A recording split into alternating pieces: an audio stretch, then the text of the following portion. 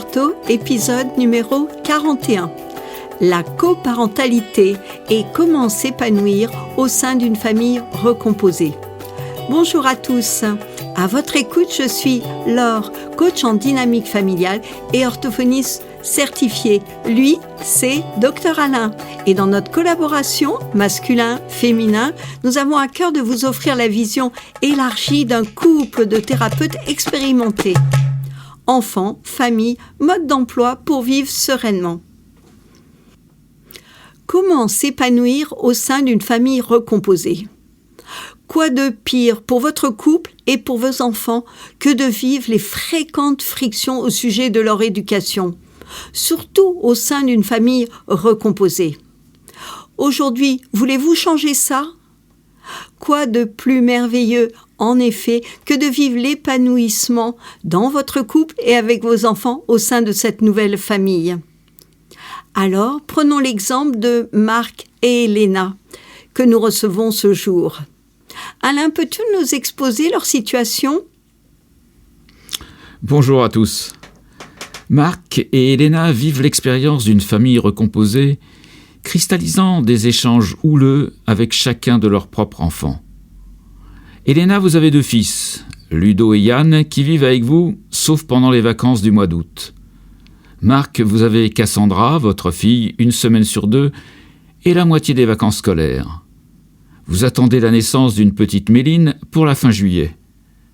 Mais votre joie est gâchée par une angoisse anticipée en raison de la constante jalousie de Cassandra et les critiques permanentes de sa mère sur vous, Elena, la nouvelle femme de son père. Oui, c'est ça. Et moi, Elena, je ne supporte plus cette situation. Je veux vivre ma grossesse dans une parfaite sérénité et partager la joie de ce futur événement en famille. Voulez-vous nous aider ? Elena, vous avez totalement raison de vouloir vivre l'épanouissement dans votre couple et avec tous les enfants au sein de cette nouvelle famille.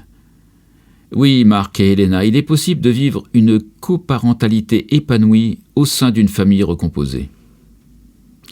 Alain, peux-tu nous expliquer ce qu'est la coparentalité ? La coparentalité se forme et s'appuie sur la communication régulière entre chacun des parents au sujet de l'éducation de leur enfant. Le père et la mère prennent d'un commun accord les décisions concernant le bien-être et l'avenir de leur enfant. Dans le cas de vous, Marc et Elena, les situations de coparentalité se multiplient. La communication autour de Cassandra sollicite des échanges entre vous, Marc, et la mère de votre fille, entre vous, Marc et Elena, car Cassandra vit aussi une partie du temps avec vous, puis également entre vous, Elena, et la mère de Cassandra. Ce même modèle de coparentalité s'applique également pour le bien-être de Ludo et Yann. Chers auditeurs, vous est-il déjà arrivé de vivre des frictions à répétition dans votre couple au sujet de l'éducation des enfants et qui peuvent se transformer en échanges houleux si vous vivez, à l'exemple de Marc et Elena, au sein d'une famille recomposée ? Pourtant, quoi de plus merveilleux que de vivre l'épanouissement dans votre couple et avec les enfants ?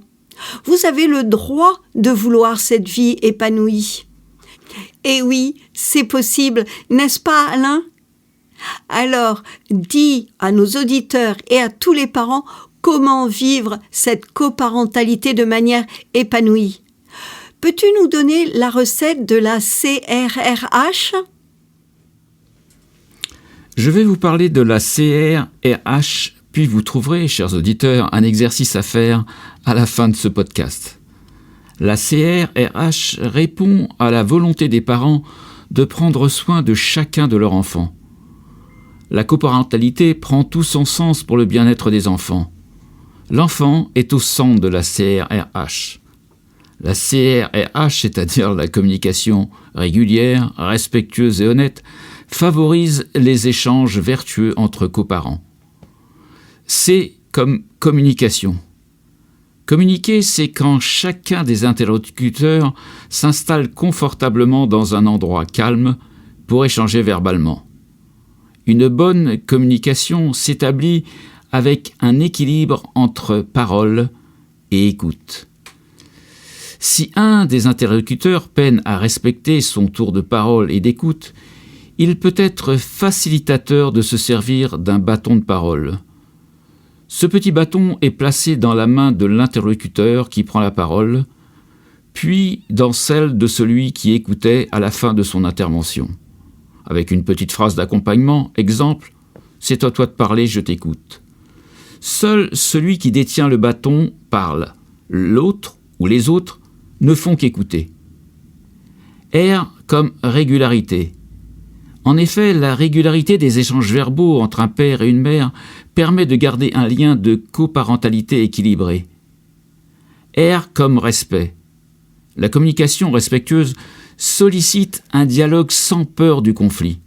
Chaque parent écoute l'autre et exprime simplement à son tour, ses désirs et son besoin. Le respect passe par l'écoute profonde du besoin de l'autre et par l'expression de son propre besoin. H comme honnêteté. Cette communication ne doit pas viser un enjeu de stratégie en raison de blessures égotiques. Chacun peut parler de sa douleur ouvertement, mais cette communication doit juste servir de lien de coparentalité pour le bien-être de l'enfant et non de bureau des pleurs ou de chapelet des reproches. Soyez honnête avec vous-même et n'essayez pas de manipuler l'autre. Il s'agit d'une communication entre parents responsables prenant soin de leur enfant et non d'une communication de couple pour régler d'anciens conflits. La CRRH apparaît être une excellente recette pour établir des liens vertueux de coparentalité équilibrée. À cette communication de qualité, j'ajouterai une communication indispensable établie entre le parent biologique ou non et chaque enfant de cette nouvelle famille pour comprendre les difficultés ou les besoins de cet enfant au sein de sa nouvelle vie. Le conseil Allo l'ortho de cette semaine, suivi d'un petit exercice. S'écouter au sein du couple, s'écouter entre parents, écouter l'enfant, écouter les besoins de l'autre et savoir exprimer et respecter ses propres besoins favorise l'épanouissement au cœur de la famille recomposée. Voir les situations autrement que sous l'angle du conflit, c'est savoir ce qui est le plus important pour vous. Si c'est vivre dans la paix et la joie, vous trouverez facilement la paix et la joie. Si vous trouvez le conflit, revenez à ce qui est le plus important pour vous et vous retrouverez la paix. Prenons un exemple. Elena, vous avez besoin que la maison soit parfaitement rangée, ce qui est source pour vous d'une bonne hygiène avec un ménage facilité par le rangement. Cassandra est très désordonnée et vous entrez facilement en conflit avec elle. Cassandra a une vision différente de la vôtre, mais cela ne veut pas dire qu'elle soit votre ennemie. Pour Cassandra, une maison ordonnée à l'excès donne l'impression d'un décor impersonnel et figé. Cassandra a besoin de désordre, comme autant de traces de vie autour d'elle pour se sentir bien. Ne restez pas chacune sur votre vérité. Une apparente contradiction peut faire naître une opportunité de vivre des expériences différentes et enrichissantes pour vous deux.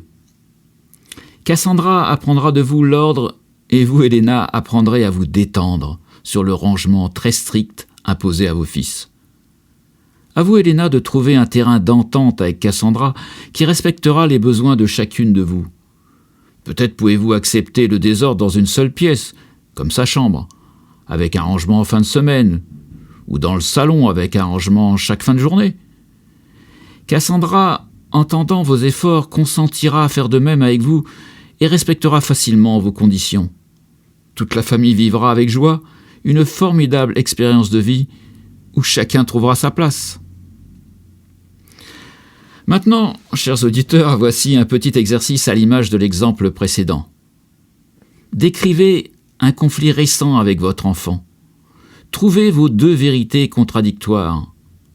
Créez un nouveau fonctionnement, agissant comme un terrain d'entente qui respectera les besoins de chacun. Puis adressez-nous votre exercice et vos remarques. Merci d'avance. Voici la minute de parole tant attendue de nos chers collaborateurs, Mademoiselle Cupcake et Monsieur Thomas. À toi, Thomas. Les fleurs du printemps sont les rêves de l'hiver invités à la table des anges. Il est hors de question que je mange des fleurs. Pourquoi pas des insectes pendant qu'on y est?